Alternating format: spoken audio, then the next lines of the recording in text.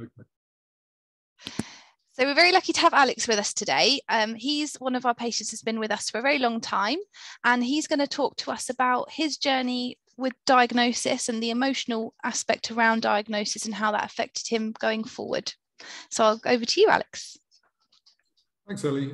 Yeah, my name's Alex. I was first diagnosed in 2014 after going to A&E in Margate, having experienced some verbal confusion while I was having an ophthalmological test to test the sight loss that I was getting from the tumour.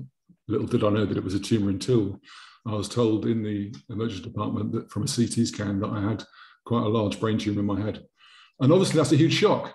Dealing with that sort of diagnosis, I think, is really difficult because with brain tumours, the obvious and first thought is that that is very likely to be fatal. And that is, in the middle of your life, a massive shock to be told that. And one of the things I found difficult to deal with was the sort of strange mixture of emotions that produces in you. Because you sort of expect it to be associated with fear, because there is that huge fear. When somebody says cancer, especially when it's a brain cancer, then you feel frightened because there's a possibility you're going to die. And that comes with all sorts of other emotions like sorrow, dread, guilt that you're going to leave your family in the lurch. And those were already difficult to deal with on their own. But the one I found quite odd was that there was this strange sort of euphoria that comes in that mix, which, it's a really strange emotion to try and deal with while you're facing all that fearful stuff and trying to tell your family and trying to tell your friends that you've got a diagnosis that means you might die. That you feel this euphoria. It might be something to do with the steroids that you're getting prescribed at the same time, but I've talked to others about it, and there's also a very interesting film about Wilko Johnson, the Dr. Feelgood guitarist, called The Unbearable Lightness of Wilko Johnson, about his feeling of euphoria when he got a diagnosis of pancreatic cancer. And there's something about being relieved of the burden of having to carry on living and all the things that go with that. The losses that you have as you grow older, the fear that you might, have to deal with aging parents, or the loss of your partner, or your kids are going to leave you, and all these sorts of things. The everyday worries of having to keep the bills paid and all those sort of stuff are partly lifted off you. And that is a bit, probably combined with the steroids, a bit euphoric. And that's a really hard emotion to deal with when you're trying to deal with the guilt of the fact that you're the one who's going to be leaving your partner and your kids in the lurch. And that's the only one I couldn't talk to my partner about. So I could talk to her about the sorrow, the fear, and the dread, but I found it really difficult to tell her about this sort of mixture of euphoria in that mixture of emotions. So I was very glad to be able to talk to a counsellor about that. I went to a local charity that offers counselling, and I had 3 or 4 sessions with them just to talk about the emotional impact of getting that diagnosis.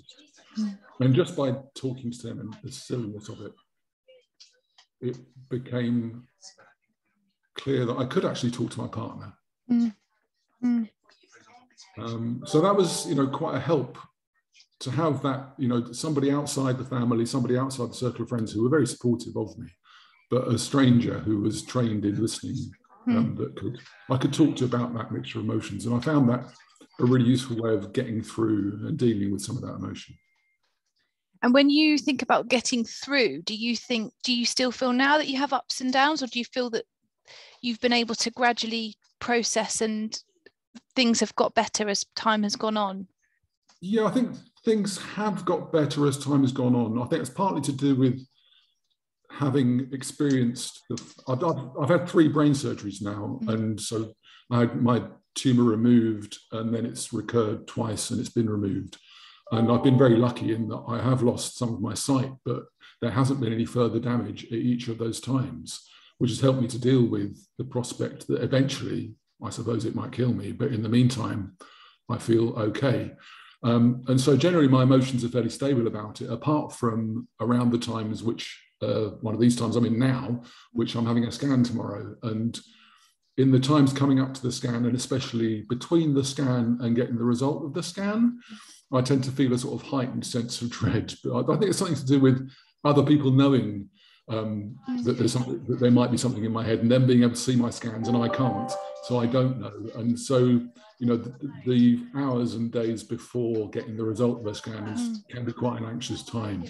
But generally in between scans, I'm okay. And even, you know, the 2 times I've had a diagnosis that there's been a recurrence, yes, that's difficult to deal with, but having not quite as difficult as the first time round when you don't know what to expect, and it's all very fearful indeed. That thing that you're describing, that period of time between the scan and the results, is such a common thing that we find. Because you've done this for so many years, Alex, what do you do that helps you get through that period? Or do you just have to try and grin and bear it and get to the results day, you know? Or what is there anything you do? There's an element of just being, I try to be open with the people in my life that care about me, that I care about, and let them know, you know, I've told them about this syndrome. I don't think they understand it. You obviously see it in a lot of patients. I think people understand that, you know, those times are quite difficult, and letting people know that you might be having a difficult time with it, I think is a way of helping them to deal with it and helping you to express some of what's going on. I mean, the thing is with it, there's nothing, it's completely out of control. That's another frustrating aspect of all this. There's practically nothing I can do to make a difference to the risk that it is going to be a bad or good result from that scan. And that loss of control is quite a strange thing to deal with. But I think talking to other people about that loss of control is one way that you can sort of reestablish some illusion that you've got something to do, there's something to do about it, even if there's, you know, you have to be fatalistic about it as well.